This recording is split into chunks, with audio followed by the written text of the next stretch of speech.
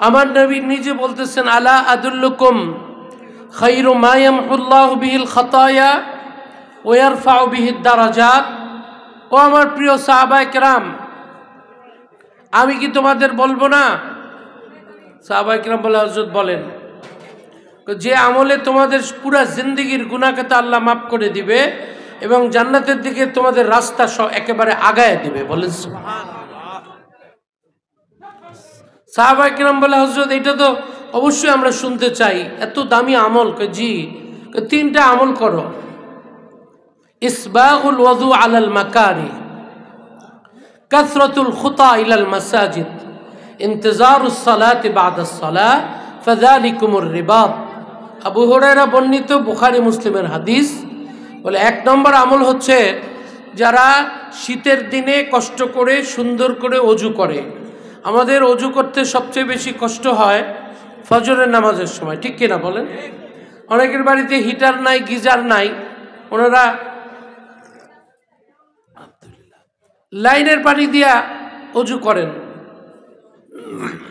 এই হাদিসের ব্যাখ্যা ইবনে হাজার আসকালানি লেখে, ইনদা শিদ্দাতিল বুরুদাতি, মানে কষ্ট করে অজু করা, মানে প্রচণ্ড শীতে আপনি অজু করতেছেন, হাতের অঙ্গ প্রত্যঙ্গগুলো খুব সুন্দর করে ধরতেছেন, তাখলিল বাইনাল আসাবে, নাকে পানি দিচ্ছেন। আর এগুলো তো জানেন শীতের দিনে একবার ধুইলে হয় না, 3-3 বার করে আপনি অজুর জায়গাগুলো সুন্দরভাবে ধৌত করতেছেন। আমার নবী বলতেছে এই আমলের কারণে আল্লাহ তোমাদেরকে জান্নাতের দিকে আগায় দিতেছে। বলেন সুবহানাল্লাহ। এত দামি আমল ভাই,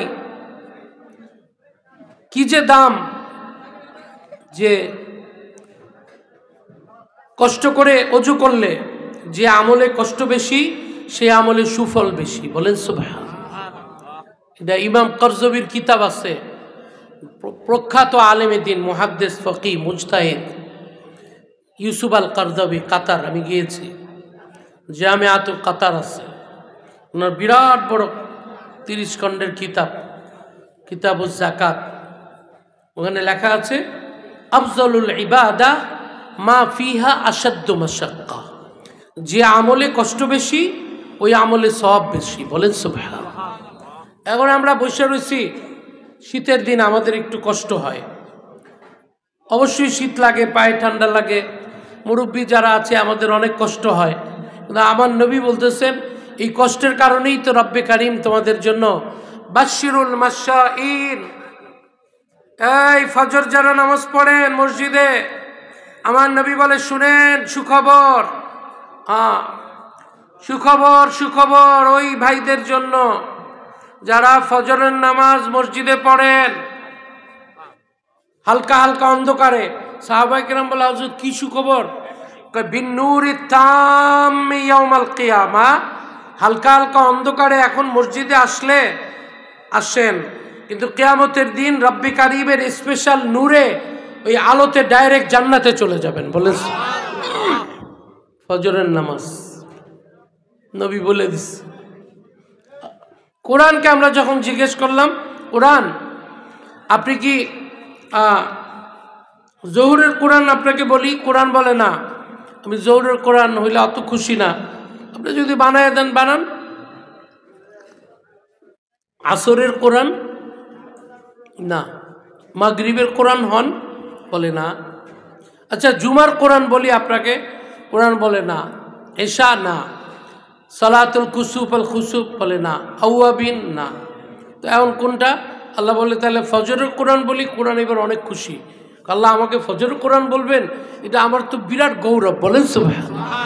এটা আমি বানায় বলি না, কোরআন বলে আকিমিস সালাতা লিদুলুকিশ শামসি ইলা গাসাকিল লাইলি ওয়া কুরআনাল ফাজর ইন্না কুরআনাল ফাজরি কানা মাশহুদা। বলেন না সুবহানাল্লাহ। আল্লাহ রাব্বুল আলামিন বলে, বান্দা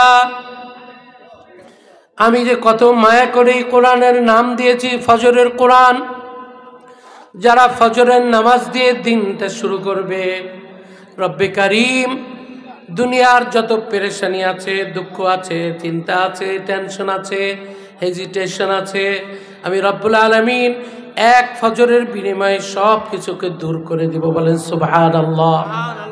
সাহাবায়ে কেরাম এসে বলল, ইয়া রাসূলুল্লাহ, আমরা তো how can I get the piece of my heart, হযরত দিলের মধ্যে আমাদের শান্তি পাই না, পেরেশানি থাকে, এই পেরেশানি কিভাবে দূর হবে? আল্লাহ নবী চিন্তা করে বলে, ও আচ্ছা, দিলের পেরেশানি দুই রকম দূর করতে পারো। এক নম্বর হচ্ছে আলা বিযিকরিল্লাহি তাতমাইন্নুল কুলুব, remembering Allah, you will get peace of your heart. আল্লাহর নাম জপো, আল্লাহ আল্লাহ বলো, এটা যদি মুখে রাখো শান্তি পাবা, এটা একটা পথ।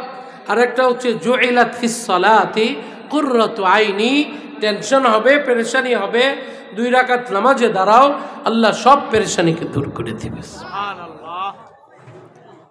যেই আমল যে যত পরিচয় হয়, পরিচয় না হইলে মানুষ সম্মান করে না, পরিচয় দেওয়ার পরে তখন তার দাম বাড়ে। চরমরাই পীর সাহেব উনি এক বয়ানে বলতেছিলেন, ফজলুল করিম সাহেব রহমতুল্লাহ আলাইহি, আমার মামা, উনি বলতেছে আমি বরগুনা, এটা মাহফিলে আমার দাওয়াত, আমি প্রধান অতিথি, একটু আগে চলে গেছি, আসরের সময় সবাই অজু করে, আমি আমাদের সবাই বলছি তোরা আমার পরিচয় কিছু দিবি না, তো যার যার কাজে যা। আমি অজু করতে গেছি, প্রচুর ভিড়, যা একদম জায়গা পাওয়া মুশকিল। তো বিশ্ববিদ্যালয়ে দাঁড়ায় জায়গা ধরছে, বলে যে ভাই একটু জায়গা দেন না। কারে রাখেন আপনি, আমরা উঁচু করুন না, জামাত ধরুন পাব। তো বিশ্ববিদ্যালয় জিজ্ঞেস করে কি হয়েছে আজকে, কিচ্ছু জানেন না, আপনি জানেন না চরমনাই পীর সাহেবের মাহফিল আছে? বলেন না, এটা যারে বলতেছে উনি চরমনাই পীর সাহেব, কিন্তু উনি জানেন আর কি, জানেন না। ভাই এত মানুষ আইছে, কি হয়েছে? কিচ্ছু জানেন না আপনি আজকে? কি বলেন না, চরমনাই পীর সাহেব হুজুরাই জানেন না, হুজুরের মাহফিল। কেউ আচ্ছা তাই, মানুষের গাড়ি মানুষের জায়গা ধরেন, আগে বাগে উঁচু করে যাই।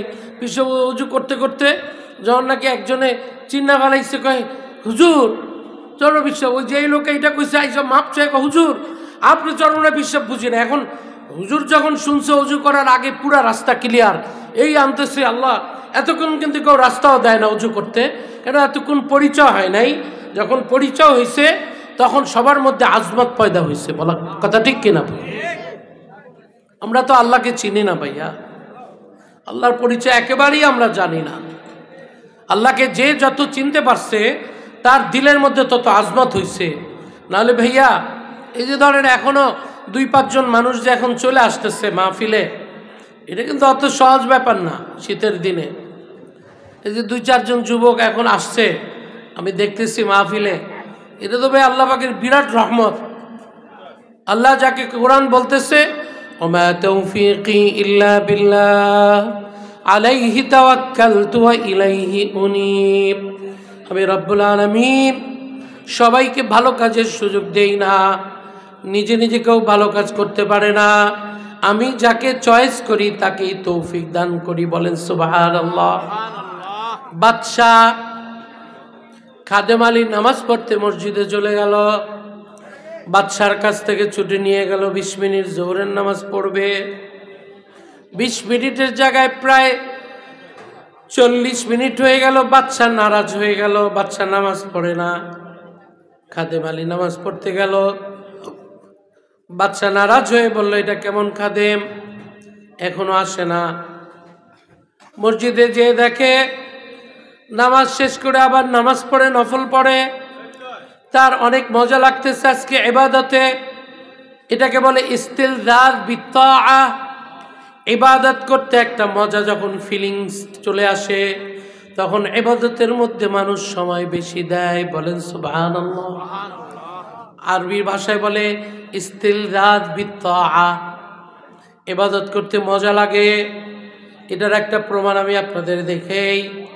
ওমা তিলকা বিয়ামিনিকা ইয়া মূসা, এই মূসা, বলে আল্লাহ তোমার হাতের মধ্যে ডান হাতে এটা কি? নবী মূসা বলে ক্বালা ইয়া আসা, আতাওয়াক্কাউ আলাইহা ওয়া আহুশু বিহা আলা গানামি ওয়ালিয়া ফিহা মাআরিবু উখরা। আল্লাহ পাক প্রশ্ন করলো একটা, উত্তর দিছে 4টা। বলেন সুবহানাল্লাহ।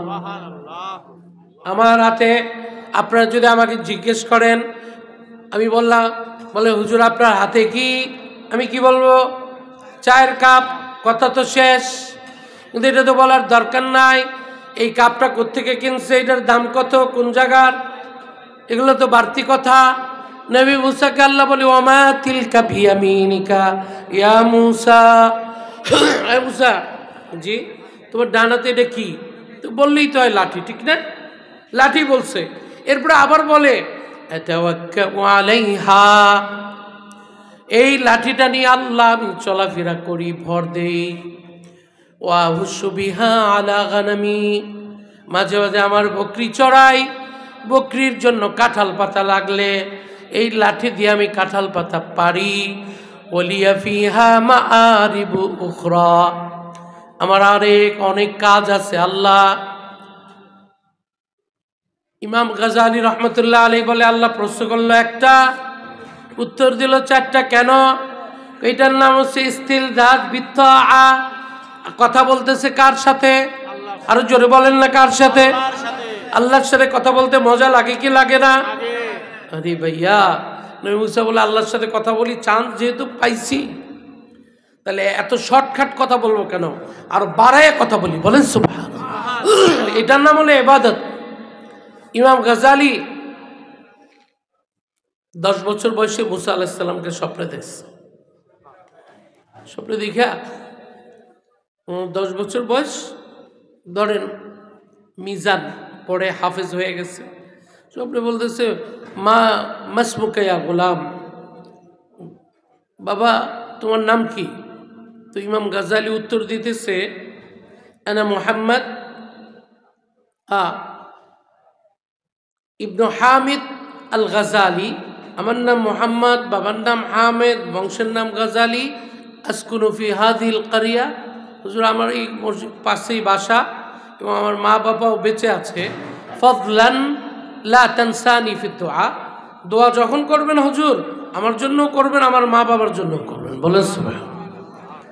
তো নবী মুসা এখানে ধরে বাচ্চা লা আল্লাহকে শাতির, তোমাকে দেখতে তো বড় বুদ্ধিমান মনে হয়, তো প্রশ্ন করলাম নাম কি? তুমি এত কাহিনী বলতেছো, ঘটনা কি? আমি তোমার বাবার নাম জিজ্ঞাই নাই, বংশের নাম জিজ্ঞেস করি নাই, কোথায় থাকো এটাও জিজ্ঞেস করি নাই, তাই এত প্রশ্নের উত্তর দাও কেন? এই ছোট পিচ্চিরা মুসাকে বলে আল্লাহ যখন জিজ্ঞেস করছিল হাতে কি, তখন তো আপনি লাঠি বললেই পারতেন, তখন আবার এত লম্বা উত্তর দিচ্ছিলেন কে? ফামা হুয়া জওয়াবুকুম ফাহুয়া জওয়াবুনা, ওইখানে যেই কারণে কাজটা লম্বা, জবাবটা উত্তর লম্বা করছে, আমি একই কারণে যেহেতু উম্মত কথা বলতেছি নবীর সাথে, কথাটা আমার অনেক মজা লাগে, ওই একই কারণে আমিও উত্তর লম্বা দিচ্ছি। বলেন এই জন্য ইবাদত বন্দিগি। খাদেম আলী নামাজ পড়ে, সালাম ফিরানোর পরে পিছন থেকে বলে বাচ্চা ডাকে, খাদেম আলীকে রাখ তোর বাচ্চা, আমারে আসতে দেয় না, যায় বল। বাচ্চার কাছে যায় এরা সুন্দর করে বলছে হুজুর আপনার কাজ করে, কিন্তু ওনারা নাকি আসতে দেয় না, তাতে তো বোঝা যায় আরেকজনের ডিউটি করে। বাচ্চা বলে 14 বছর আমার এখানে কাজ করে, আজকে ওকে 100% আমি সাসপেন্ড করবো, এটা হইলেই ভালো হয়। বাদশা আবার ডিসিশন চেঞ্জ করে বলে আচ্ছা আমি এটা একটু ইনকোয়ারিটা আমি করি, ইনভেস্টিগেশনে চলে আসলো, ঘটনাটা কি এটা আমি বোঝার চেষ্টা করি, এরপরে ওরা আজকে চাকরির থেকে শেষ, ডিসমিস করে দিব। ভালোই। বাদশা মসজিদের গেটে আসছে না, হ্যাঁ কিরে খাদেম আলী, জি তোরা আমি ডাকলো, তুই নাকি বলো আসতে দেয় না, এত বড় সাহসকার, খাওয়া লওয়া খাস আমার, চাকরি করস আমার, তোকে আবার কে আসতে দেয় না? খাদেম আলী বলে হজরত মন খারাপ করবেন না, যেই মহান সত্তা আপনাকে মসজিদের দরজায় আনছে, ভিতরে ঢুকতে দেয় না, ওই মহান সত্তাই আমাকে মসজিদ থেকে বের হতে দেয় না। বলেন সুবহানাল্লাহ। রব্বে কারিম ওনার ইশারা, এই জন্য কোরআন বলে ওয়া আন্নাল কুওয়াতা লিল্লাহি জামিআ সব পাওয়ারের মালিক কে? সবাই কথা বলেন কে? শাহাদাত আঙ্গুল দেখিয়ে বলেন কে? সব পাওয়ারের মালিক কে? আমাদের রব কে?